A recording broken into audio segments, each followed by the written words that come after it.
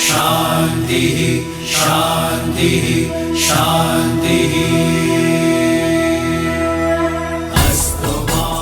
लक्ष्मण, भरत, शत्रुघ्न, उठो। ज्योतिर्गमय विद्युमामृतं गमय। ओम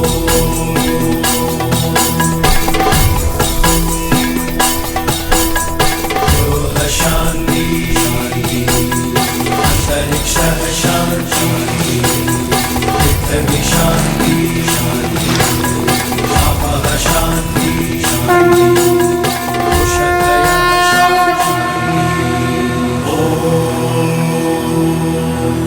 शांति शांति शांति।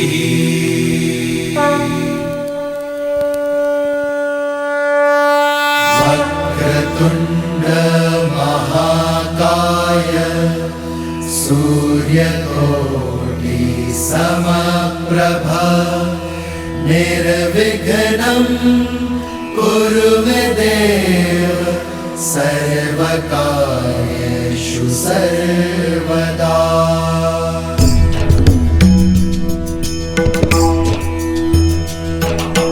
वक्रतुंड महाकाय सूर्यकोटि समप्रभा निर्विघ्नं कुरु मे देव सर्वकार्येषु सर्वदा सर्वकार्येषु सर्वदा। श्री गणपते नमः। श्री गणपते नमः। क्या कोई शिष्य मुझे बता सकता है हर शुभ कार्य के प्रारंभ में गणेश वंदना क्यों की जाती है? क्योंकि गणेश प्रथम पूज्य है। परंतु वो विद्यापति भी तो हैं। क्योंकि गणेश जी को माता पार्वती से अष्ट सिद्धि और नव निधि मिली है। उत्तर अच्छा है पुत्र, परंतु पूर्ण नहीं है। राम, तुम्हें क्या लगता है? गुरुदेव, श्री गणेश केवल देवता नहीं है, उनका रूप अपने आप में ही एक पाठ है। कैसे विद्या अर्जित की जाए और सहेजी जाए। उनके बड़े बड़े कान प्रतीक है कि गुरु की कही छोटी से छोटी बात भी ध्यान से कान लगाकर सुननी चाहिए। इनकी लंबी नाक जिज्ञासा और उत्सुकता को दिखलाती है और इनके शुक्र नेत्र छोटी से छोटी वस्तु को सूक्ष्मता से देखने की सीख देती है।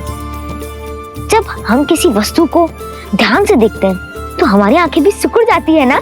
हाँ भैया। और इनका बड़ा सिर बुद्धि और ज्ञान के भंडार को दर्शाता है और इनके सूंड के नीचे छुपा मुख यह सिखाता है कि एक शिष्य को बोलने से अधिक ग्रहण करने पे बल देना चाहिए।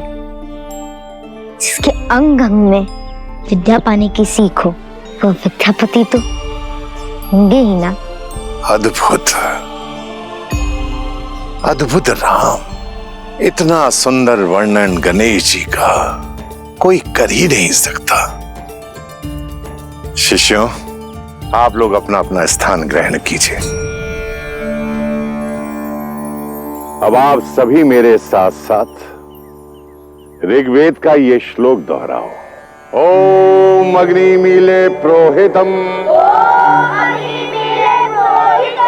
यज्ञस्य देव मृत्युजम होतारम रत्न धातुमम।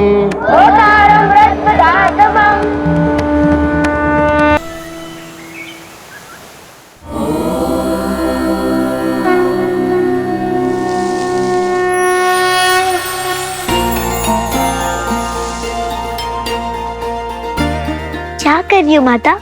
स्वास्तिक बना रही हूँ सीता। इसे क्यों बनाते हैं? स्वास्ति से बनता है स्वास्तिक शब्द, अर्थात सब शुभ हो। ये केंद्र बिंदु से 4 रेखाएं खींचते हैं जो 4 पुरुषार्थों के सूचक हैं। ये धर्म, ये अर्थ, कर्म और ये मोक्ष। स्मरण इन्हें बाहर से भीतर की ओर ही खींचते हैं। अब दक्षिण से वाम की ओर ये 4 मुक्तियों की कामनाओं की रेखाएं खींचते हैं। ये है सालोक्य अर्थात भगवान के लोक में रहना। ये है सामीप्य अर्थात भगवान के समीप रहना। ये है सारूप्य अर्थात भगवान के रूप में एकाग्र हो जाना। और ये है सायुज्य अर्थात भगवान से जुड़ना। और इन चारों रेखाओं के अंत में ये अंतकरण की रेखाएं बनाते हैं, जो है मन, बुद्धि, अहंकार और चेतना। ये इन चारों का प्रतीक है और फिर भक्ति के 4 गुणों को बिंदुओं के रूप में दर्शाते हैं। ये है श्रद्धा, विश्वास, प्रेम और समर्पण। और बन गया स्वास्तिक। कुछ समझी पुत्री? समझ गई माता। संसार की शुभ ऊर्जा को धर्म, अर्थ, कर्म और मोक्ष के चक्र के लिए अपने भीतर सहेजा जाए। 4 प्रकार की मुक्तियां यानी मन, वचन, कर्म से ईश्वर को स्वयं में एकाकार करके श्रद्धा, विश्वास, समर्पण और प्रेम से हर कार्य किया जाए तो केवल कार्य ही नहीं, जीवन भी शुभ हो जाता है। यही स्वस्तिक का अर्थ है। अद्भुत मेरी पुत्री। मैं तो वही बताती रही जो मैं जानती थी, पर तुमने तो इसका वास्तविक अर्थ ही पहचान लिया।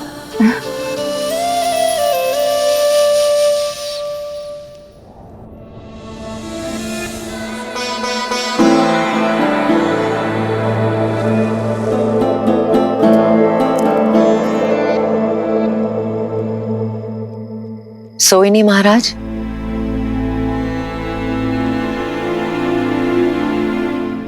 मुझसे मेरे नेत्र दूर हो गए हैं क्या कहीं? मुझे मेरे पुत्रों की याद सता रही है, किंतु तुम क्यों नहीं सोई? आपको उनकी याद नहीं सोने देती और मैं उनके आने वाले कल के सपने देखती रहती। आइए महाराज, हम दोनों खुली आंखों से एक साथ उनके आने वाले कल के सपने देखते हैं।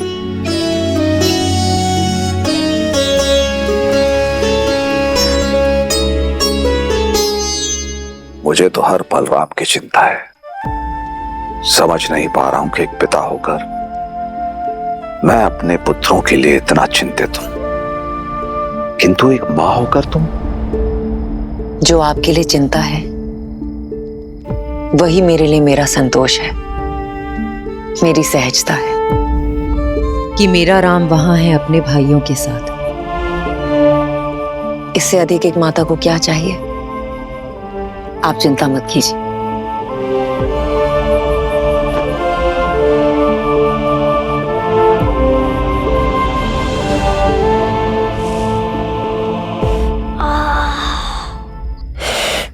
कितने थक गए ना लक्ष्मण भैया आज। व्यायाम, शस्त्र शिक्षा, बस इतने से मैं थक गया शत्रुघ्न। हाँ बहुत पीड़ा हो रही है भैया। पीड़ा और आनंद शरीर से नहीं, मन से जुड़ी होती है शत्रुघ्न। मन को पीड़ा से परे कर लो, पीड़ा होनी बंद हो जाती है।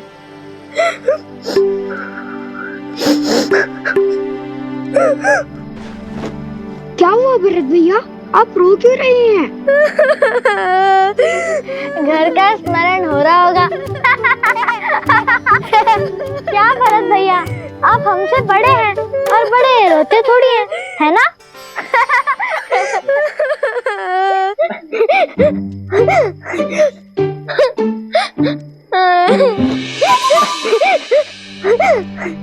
क्या हुआ राम भैया? मुझे भी घर का स्मरण हो रहा है। मुझे पिताश्री के पास जाना है। मुझे गाय के मां के हाथ का भोजन खाना है। तुम्हें और शत्रुघ्न को घर का स्मरण नहीं हो रहा क्या?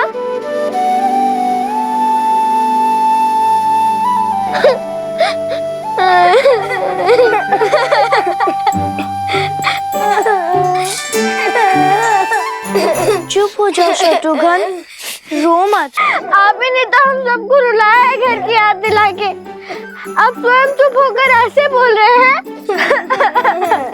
हाँ, क्योंकि माता की याद के साथ उनकी कही बात भी याद आ गई। उन्होंने कहा था कि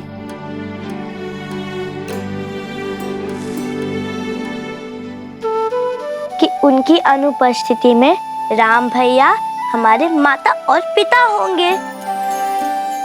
यहाँ आश्रम में भी, महल में भी और सारे संसार में भी, है ना भैया?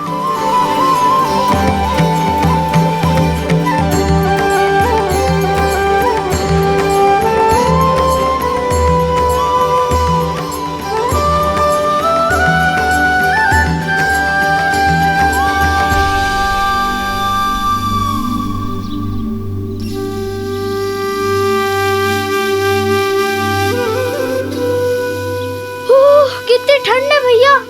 इस समय तो हम लोग अयोध्या में मीठी मीठी सी नींद ले रहे होते। कहाँ वो नर्म सैया, कहाँ ये शीतल जल। इस समय कौन नदी में कूदेगा? मुझे तो बहुत ठंड लग रही है। मैंने कहा था ना, सब मन में। अब अपने मन से ये भय निकालो और मेरा हाथ पकड़ के कूद जाओ। एक बार पानी में भीग जाओगे ना तो ये शीतल जल भी अच्छा लगने लगेगा। मैं आपका हाथ पकड़ूंगा भैया। क्यों? हाथ पकड़ के आप उनमें साहस भर देंगे? उन्हें क्या डर लगता है? सच में लक्ष्मण, जल से भय तो लगता है मुझे। अगर भरत हाथ पकड़ेगा तो थोड़ा साहस बढ़ जाएगा। मेरा हाथ पकड़ो भरत।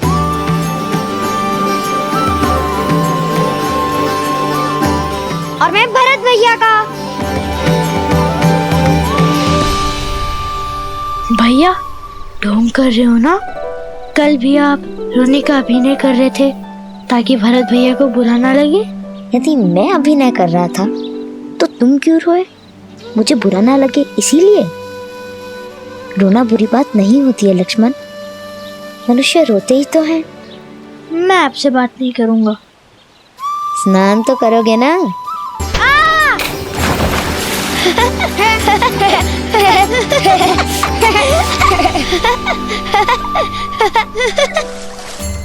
जी भैया।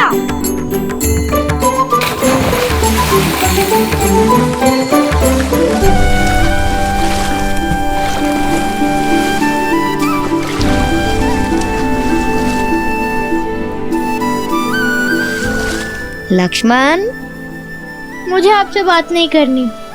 आप सदा भरत भैया का पक्ष लेते हैं। उनके पास शत्रुघ्न है पर उन्हें आप भी चाहिए। उनके पास कैकेयी माँ है पर उन्हें कौशल्या माँ भी चाहिए। किंतु मुझे केवल आप चाहिए। क्या आपको मेरा स्नेह नहीं दिखाई देता? नहीं, तुम मेरी आंख जैसे हो लक्ष्मण, जिससे हम सब देखते हैं पर वही हमें दिखाई नहीं देती। बस एक आभास होता है कि हमारे साथ सदा है।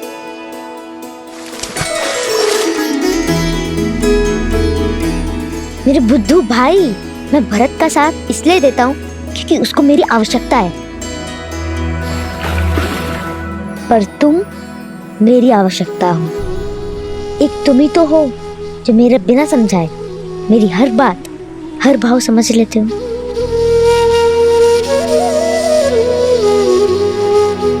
फिर भी मुझसे अधिक प्रेम आप भरत भैया को ही करते हैं। चाहे कितना भी प्रयत्न कर ले, मुझे स्वयं से दूर नहीं कर पाएंगे। और क्यों नहीं समझूंगा, छाया हूँ आपकी। तुम छाया नहीं हो मेरी, क्योंकि छाया तो अंधकार में साथ छोड़ देती है ना। तुम मेरी आत्मा हो। अगर तुम रूठे तो मैं नहीं।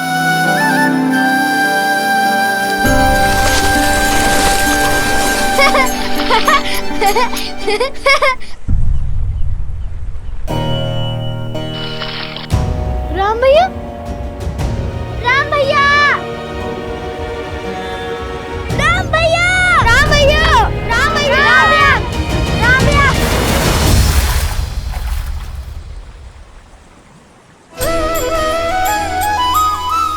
मैं तो यही हूँ। आत्मा को छोड़कर राम जाएगा कहाँ? भैया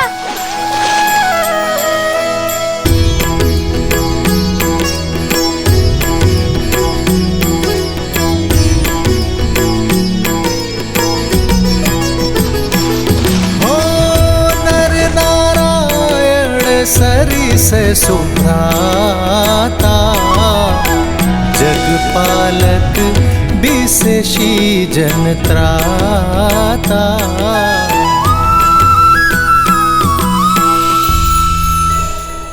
अद्भुत। यदि संसार में सभी भाई ऐसे हो जाए तो ये संसार प्रेम के अमृत से भर जाए ना। देवी, यदि संसार में अमृत है तो विष भी है।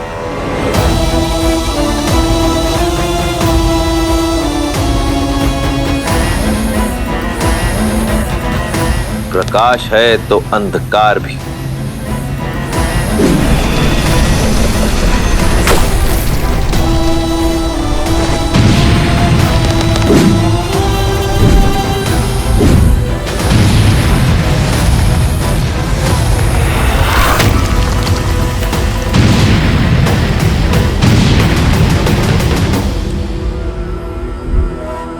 सभी संस्कृतियों का अंत होगा, रहेगा तो केवल राक्षस साम्राज्य। वयम रक्षामः।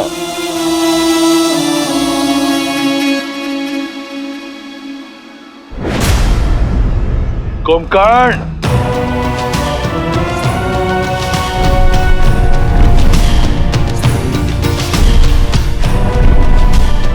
आदेश भैया। जागते हुए तुम अमर हो और अजय भी।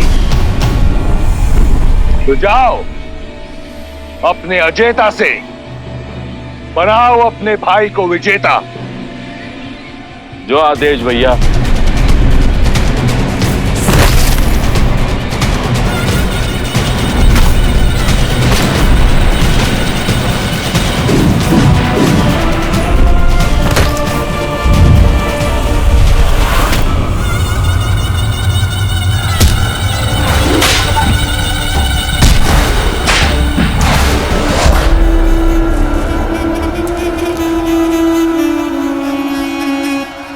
बचा मारो। कैसा लग रहा है ऋषिवर? बचा।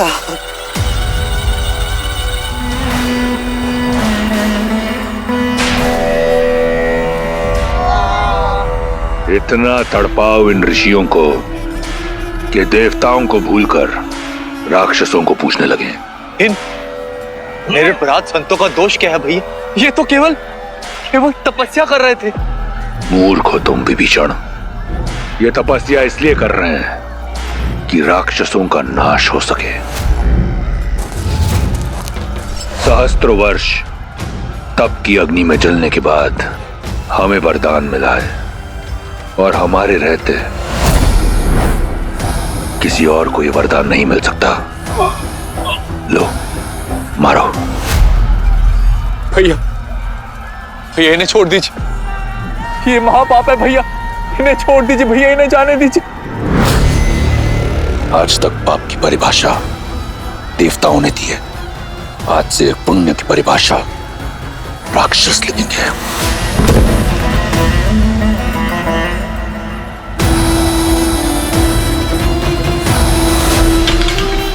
उठो विभीषण। मैं जानता हूं कि तुम मुझसे बहुत प्रेम करते हो और मैं भी तुम्हें एक भाई की तरह नहीं, एक पुत्र की तरह चाहता हूं। इसलिए तुम्हें यहां लेकर आया हूं ताकि तुम देख सको, समझ सको कि राक्षस संस्कृति है क्या, और कुछ ऐसा करो कि रावण को भी विभीषण पर गौरव हो। किंतु भैया मैं स्वयं आपको अपने अंत की ओर जाते नहीं देख सकता। आप इतने महापाप कर रहे हैं भैया कि मुझे आपके लिए डर लग रहा है भैया। भैया इससे पहले कि आपका अंत हो, आप मेरा अंत कर दीजिए। आप मुझे मार दीजिए भैया, आप मुझे मार दीजिए। मूर्ख हो तुम विभीषण। कौन मार सकता है तुम्हारे भाई को? ना देवता ना असुर, न राक्षस, न यक्ष, न गंधर्व, न किन्नर, न पशु, न पक्षी, न नाग, न कीट, न भूत, न पिशाच, न विताल, नर।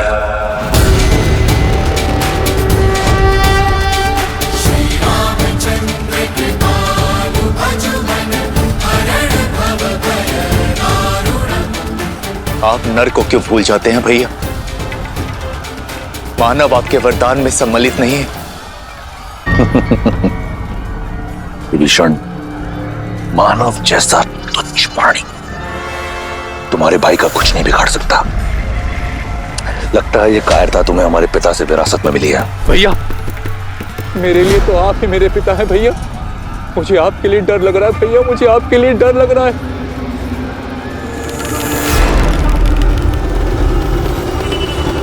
तुम्हें मेरे लिए डरने की आवश्यकता नहीं। कुछ नहीं होगा तुम्हारे भाई को, और तुम्हारे इस डर को काटने का मार्ग ढूंढ लिया है मैंने।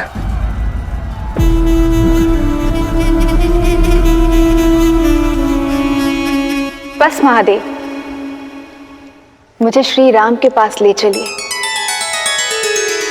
जैसी देवी की आज्ञा।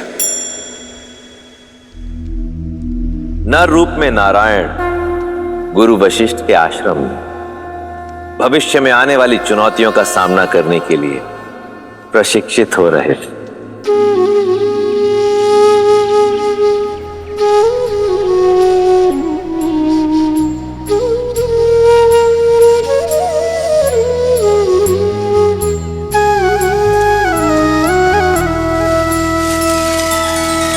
श्री रामचंद्र कृपालु भजु मन हरण भव भय दारुणम। नव कंज लोचन कंज मुख कर कंज पद कंजारुणम। भगवान के अवतार का केवल नहीं गुणगान है, कैसे नारायण बने नर इसका पावन ज्ञान है। सिया राम, सिया राम, सिया राम, सिया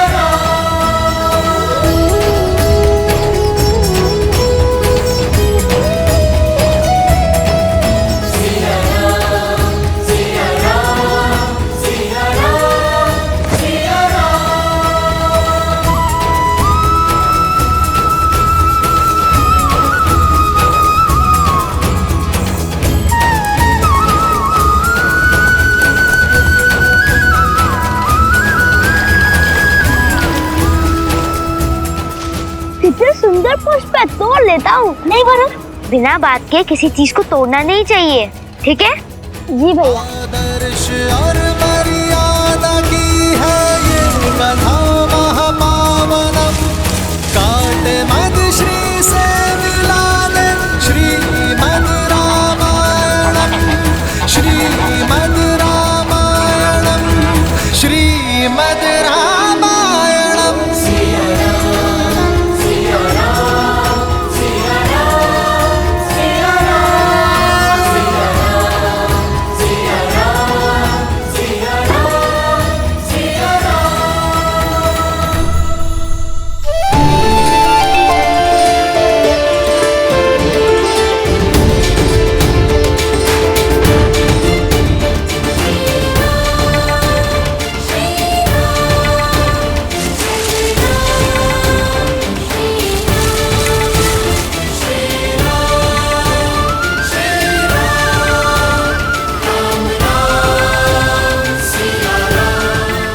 ये सभी पौधे देख रहे हो, ये सभी पौधे अश्वगंधा के पौधे हैं, जिन्हें युगों युगों से वैद्य औषधि बनाने में उपयोग करते हुए आए हैं। देखो इन्हें।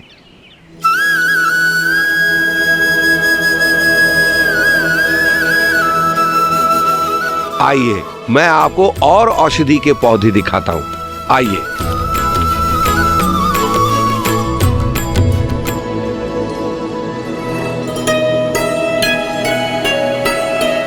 पता है कुमार आपको? कुमार, कुमार, अरे कुमार,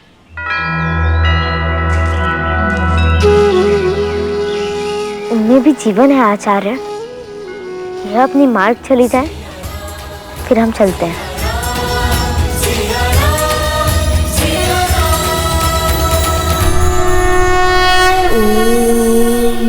त्र्यम्बकं यजामहे सुगन्धिं पुष्टिवर्धनम् उर्वारुकमिव बन्धनान् मृत्योर्मुक्षीयमामृतात्। नमः शिवाय नमः शिवाय नमः शिवाय नमः शिवाय नागेन्द्रहाराय त्रिलोचनाय अस्माकरागाय महेश्वराय नित्याय शुद्धाय दिगंबराय तस्मै नकाराय नमः शिवाय।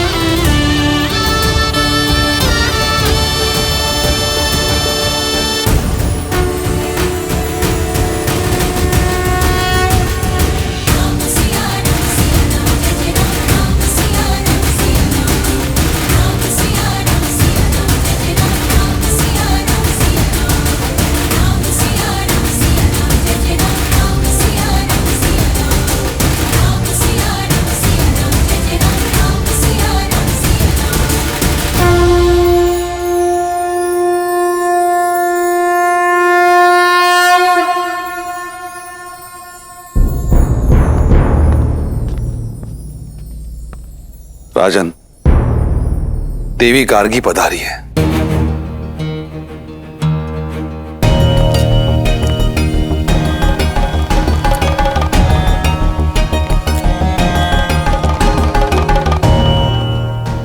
देवी गार्गी? वो तो केवल तब आती हैं जब शास्त्रार्थ करना हो।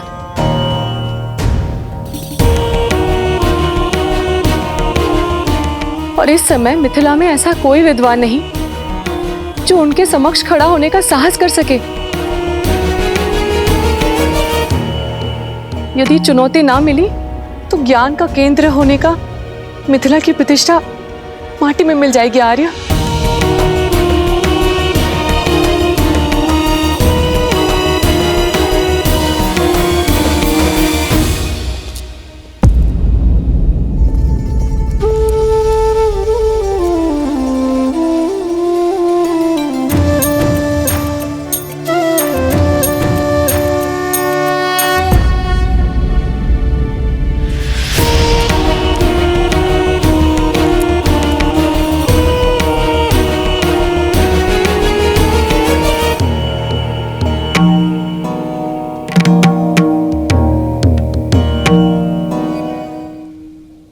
याज्ञवल्क्य जैसे ज्ञानी को भी शास्त्रार्थ में पराजित कर देने वाली विदुषी गार्गी को जनक का प्रणाम।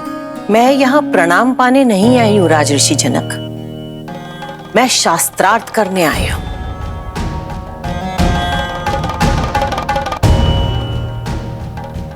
क्या हुआ?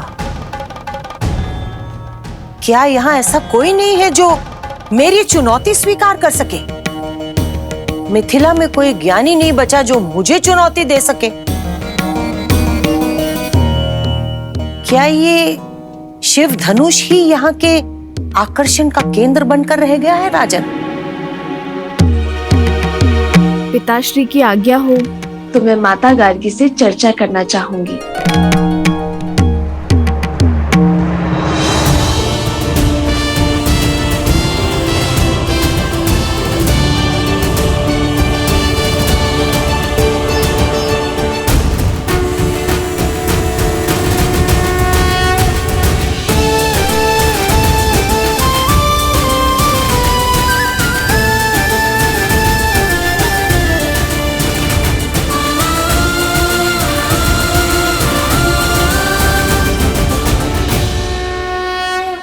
ये वही बालिका है ना जिसने बचपन में खेल खेल में ही शिव धनुष उठा लिया था?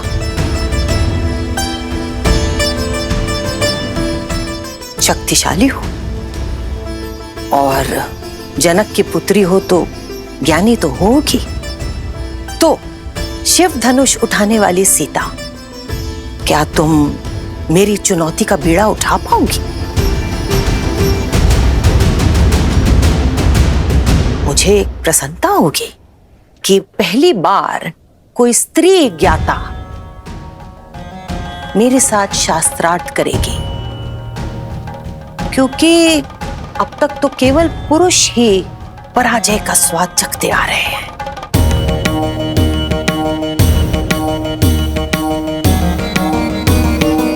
पराजय विजय तो युद्ध क्षेत्र में होती है ना माता। ज्ञान के क्षेत्र में तो विचारों का संगम होता है और आपसे कुछ ज्ञान का अंश ग्रहण कर पाना मेरे लिए सौभाग्य होगा।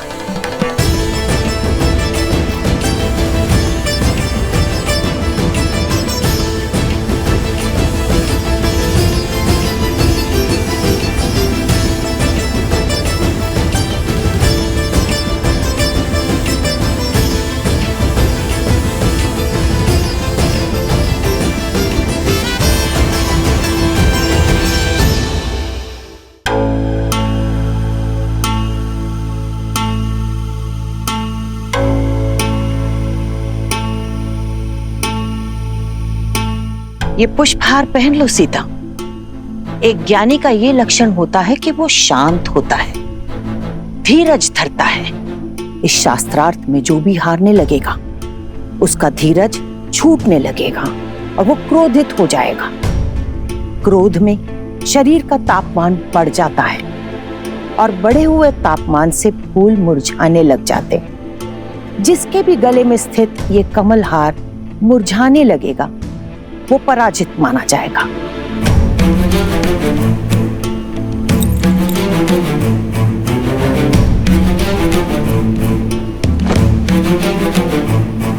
जो आज्ञा माता, परंतु मेरा ध्यान तो केवल आपसे अर्जित ज्ञान पुष्प पर ही रहेगा।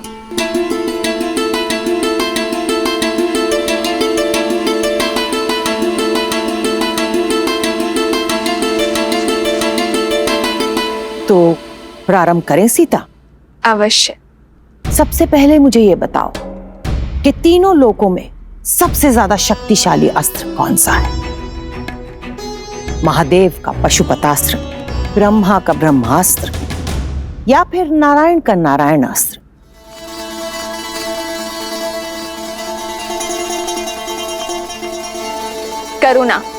करुणास्त्र से बड़ा कोई अस्त्र नहीं है माता।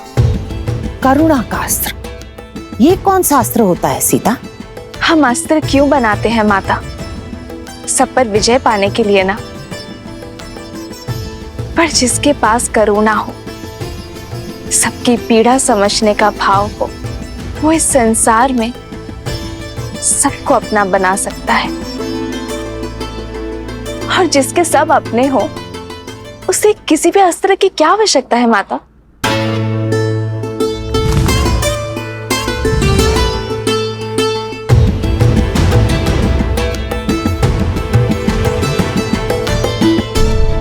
अच्छा, अब मुझे ये बताओ कि सबसे ज्यादा महत्वपूर्ण समय कौन सा होता है? और सबसे ज्यादा महत्वपूर्ण व्यक्ति कौन होता है? सबसे महत्वपूर्ण समय है वर्तमान, ये पल, ये घड़ी, क्योंकि जो बीत गया वो लौटेगा नहीं, और जो समय आया ही नहीं उस विषय में क्या कहा जा सकता है। और सबसे महत्वपूर्ण व्यक्ति वो है जिसके साथ हम अभी इस समय हैं, जैसे आपके लिए मैं और मेरे लिए आप, माता गार्गी। अद्भुत,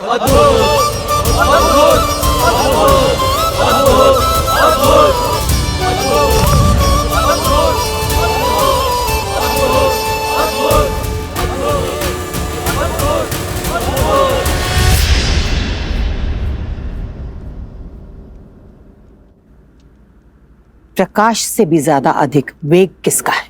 मन का, जो पल भर में तीनों लोगों के पार जा सकता है।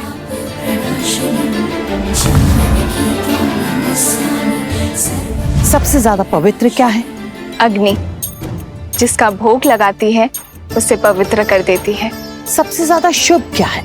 शुभ शब्द, शुभ कर्म। सबसे उत्तम प्रार्थना, जो दूसरों के लिए की जाए। सबसे बड़ा मित्र कौन है? विवेक, जो सदा शुभ मार्ग पर ले जाता है। सबसे बड़ा शत्रु? अहंकार। सबसे ज्यादा सुंदर आभूषण कौन सा है? विनम्रता। सबसे बड़ा पराक्रम? त्याग। सबसे बड़ी विजय? स्वयं पर।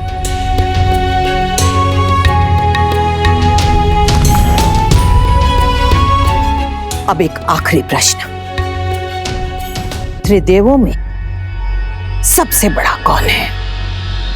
ब्रह्मा, शिव या फिर नारायण?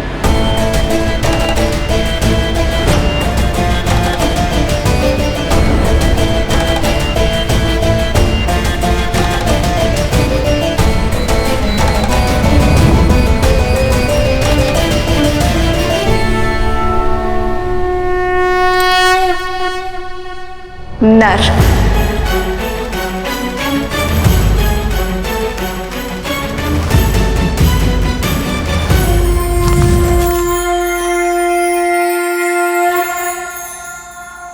नर, ब्रह्मा, शिव, नारायण, इन सब से ऊपर नर कैसे हो गए सीता?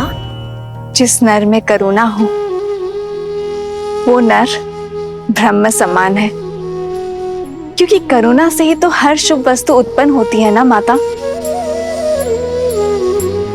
जिसमें त्याग हो वो शिव जैसा है, और मर्यादा उसे नारायण जैसा संतुलन स्थापित करने की शक्ति देता है।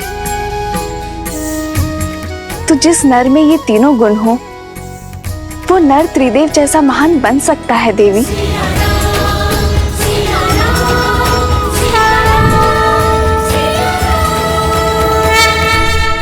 अद्भुत बुद्धि की धनी है जनक पुत्री सीता। राजा जनक पुत्री सीता की, राजा जनक पुत्री सीता की, राजा जनक पुत्री सीता की, राजा जनक पुत्री सीता की। अद्भुत, अति सुंदर। मैं आशा करती हूँ कि ऐसा ही नर तुम्हें वर के रूप में मिले सीता।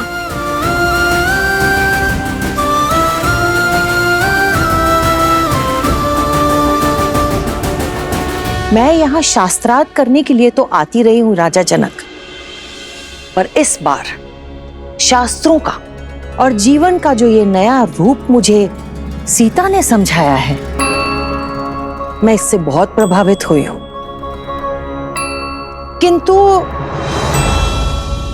किंतु क्या? मुझे आपके लिए बहुत चिंता हो रही है राजन। ऐसा क्यों कह रही हैं आप देवी गार्गी?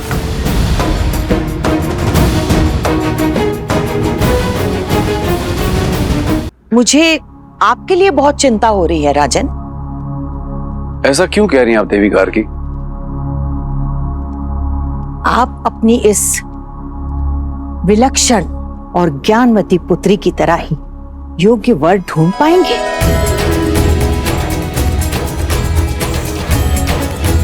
जो सीता की तरह ही इतना योग्य हो कि कभी भी किसी भी तरह की परीक्षा के लिए हमेशा सज्ज रहे, जो वीर तो हो परंतु उसके अंदर करुणास्त्र हो, जिसके मन में मर्यादा हो और कर्म में आदर्श। आपकी इस लक्ष्मी जैसी पुत्री के लिए नर में नारायण हो।